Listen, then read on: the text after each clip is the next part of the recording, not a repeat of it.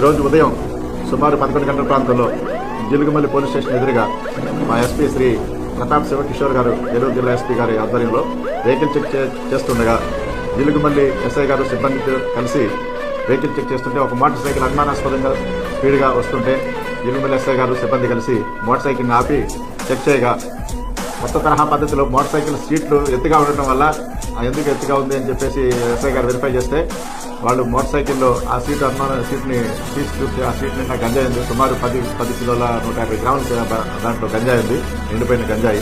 ఆ గంజాయిని మధ్యవర్తుల సమక్షంలో సీజ్ చేయడం జరిగింది.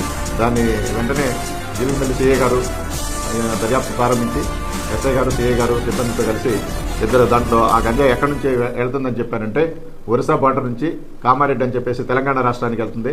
వీళ్ళు పాత నేరస్తులు కొన్ని నేరాలు చేస్తున్నారని చెప్పేసి వెరిఫై చేస్తున్నాం. వీళ్ళ మీద కొన్ని కేసెస్ ఉన్నవి. వీళ్ళ దగ్గర నుంచి ఒక మోటార్ సైకిల్ని 2 సెల్ ఫోన్లు కూడా స్వాధీనం చేసుకోవడం జరిగింది. తర్వాత వీళ్ళని ఇన్వెస్టిగేషన్ చేసేసి కోర్టుకి అప్పచెప్పడం జరుగుతుంది.